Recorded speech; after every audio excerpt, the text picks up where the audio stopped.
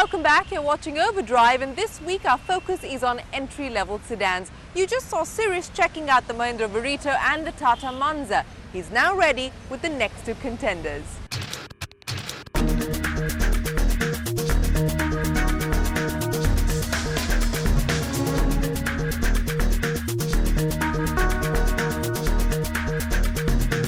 And we have our two Japanese contenders, the Etios and the Swift Dzire. One has been designed for India with specific inputs from the Indian market.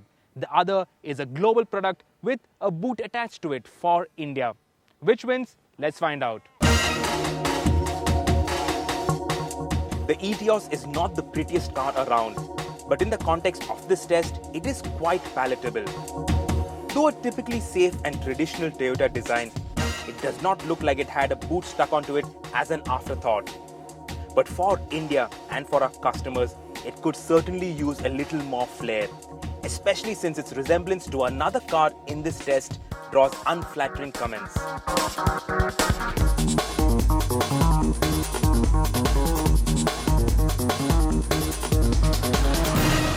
The interiors, they are as boring as the exteriors. There's nothing in it. There is no flair, nothing whatsoever that make you go wow.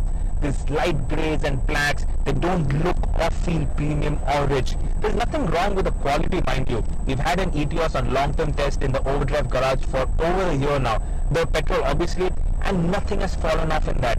But it does not feel rich or premium. And that is a crucial thing that differentiates this car from the other cars in this test.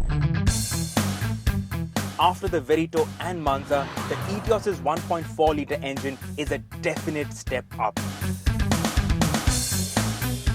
It is quite eager to rev and there isn't too much turbo lag, so the boost doesn't kick you hard in the back when it comes on. There is also a good amount of useful torque to be had, making this engine quite drivable.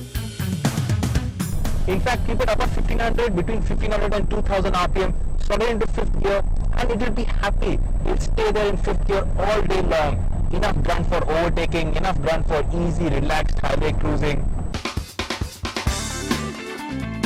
Toyota set out to make the Etios as light as possible, and you can sense it the moment you get behind the wheel.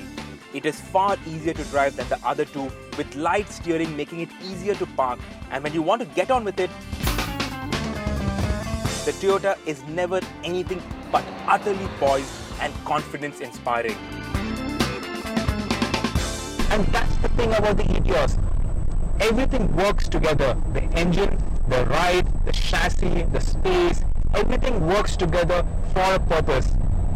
And that purpose is to significantly up the game in this segment.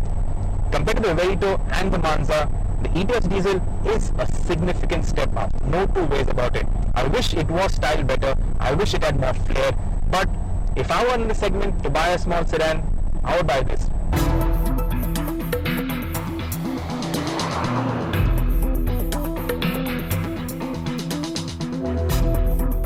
And so we come to the newest kid on the block, the Swift Dzire.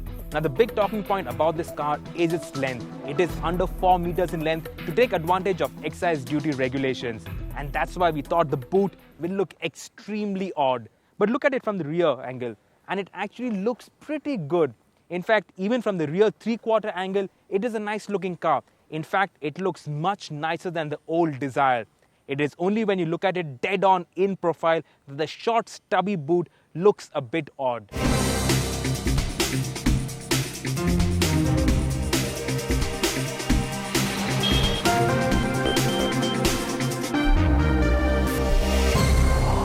Sit inside the Dzire, and before you get to any of the serious testing parameters, before you get to the engine or the suspension or the platform or anything else, you sit inside and you're immediately sold.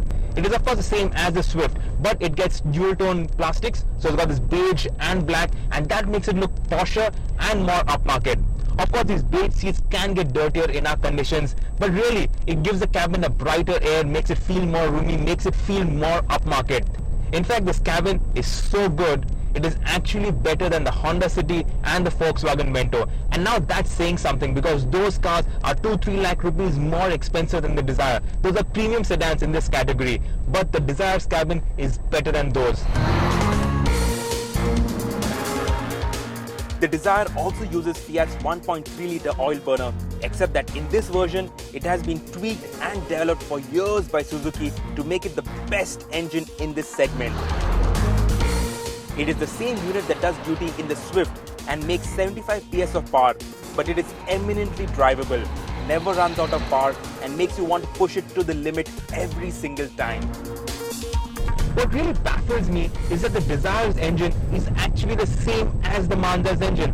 Both are the same Fiat 1.3 JTB units, yet the Dzire's engine feels so much nicer. It is quicker, it is more efficient, it feels peppier, it is more eager to rev, the gearbox is much nicer, it is better on refinement, it is better on every single count. And that just is baffling. Especially when you consider the Manza's engine is actually built by Fiat, and this is a Fiat engine. If you truly enjoy driving, the Dzire is the car for you in this test. The stuck-on boot has not added any weight or changed the Swift's dynamic package too much. The Dzire is a proper enthusiast car with precise responsive steering, a communicative chassis, and it even rides better than before. So with all that going for it, the Dzire should be the runaway winner in this comparison. But it is not, and here's why. And the problem, actually a very big problem, is space. The Dzire's cabin is no bigger than the Swift's cabin. So apart from the headroom, which is a little better, the knee room, the shoulder room, the leg room, all are tight, all feel like a hatchback, and the cabin is much smaller than the other cars in this class. And then there is the boot, or rather, the lack of a boot. This is just 110 liters more than the Swift hatchback, so there's not too much in the way of a boot. So if you're going to be buying a car in this segment, if you're looking for an entry-level sedan, for the reasons why you should be looking for such a car, chiefly backseat space and boot space, the Etios is the car you should pick.